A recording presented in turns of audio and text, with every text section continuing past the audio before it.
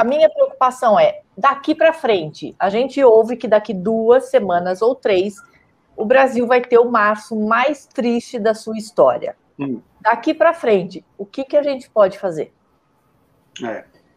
Eu vou me basear, Mali, em algumas recomendações que o CONAS, o Conselho Nacional de Saúde, ou Conselho Nacional de Secretários Estaduais de Saúde do Brasil, se posicionou ontem diante de todo esse contexto que está acontecendo. Então, a gente precisa adotar certas coisas que até agora foi a economia quem decidiu pela saúde. E isso é importante dizer. Assim, nós temos o privilégio de ver o Brasil fingir que não tem epidemia, liberar todo o comércio, indústria e tudo mais, botar as pessoas para saírem e andarem e transitarem e não fazerem as coisas que deveriam fazer. Então, uma das coisas que o CONAS fala é assim, a gente tem que proibir nos próximos tempos, mas proibir mesmo eventos presenciais, shows, atividades religiosas que voltaram, esportivas, tudo. E não é em estado, não é em município, é em todo o território nacional.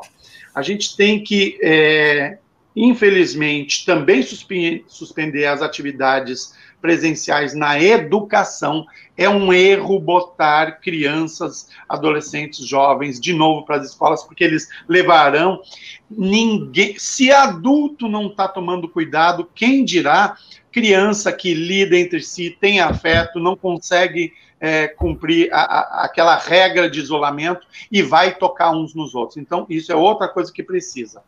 A gente tem que estabelecer... Agora, eu detesto esse nome, viu? Toque de recolher. Toque de recolher é terminologia militar. Bom, mas no nosso país, como anda, né? Que até o ministério é militar, então não tem jeito. Mas se pensa em toque de recolher nacional a partir das 20 horas até as 6 horas da manhã. Isso é uma medida que pode resultar na diminuição, principalmente da circulação de pessoas que vão para bares, festas, né? Vão aglomerar por conta disso, mas teria que ser cumprido. Então, teria que ser cumprido pelos estados, pelos municípios. Fechamento de praias, bares, voltar de novo àquela coisa do trabalho remoto, sempre que possível, né? Tanto no setor público quanto privado. Criar barreiras sanitárias nacionais e internacionais, considerando o fechamento de aeroportos e o transporte interestadual.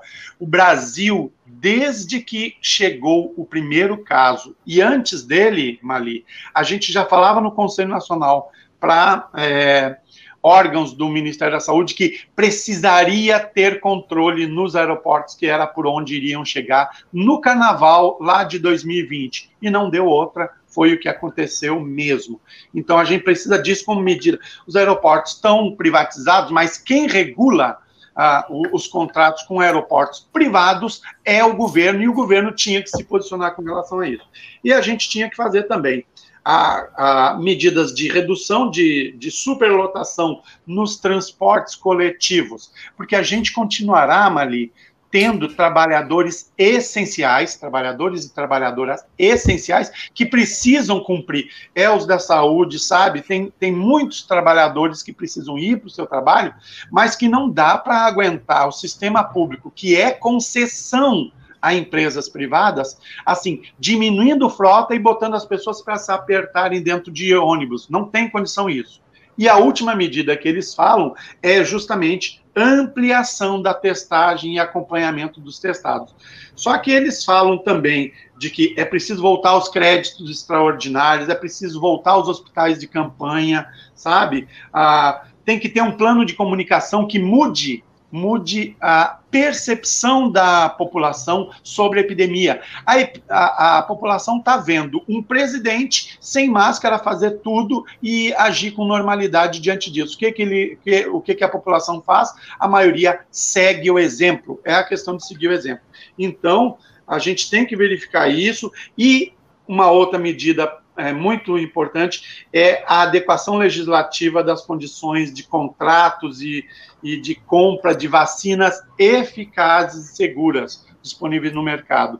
A gente tem um PL que trata das patentes aqui no Brasil agora, para esse período de epidemia, que visava quebrar as patentes, ou seja, fazer licenciamento compulsório das patentes autorizadas no Brasil para que a gente pague royalties, mas pague menos pelas vacinas e possa fazer transferência tecnológica e produção em massa aqui, sem precisar comprar lá fora, esperar meses e meses para que venha o IFA. Então, isso é possível, só que muita coisa precisa ser feita, muita coisa a gente vem indicando, o CONAS faz parte do Conselho Nacional de Saúde, só que a gente precisa que abram os ouvidos, nos escutem e aceitem as nossas sugestões, né?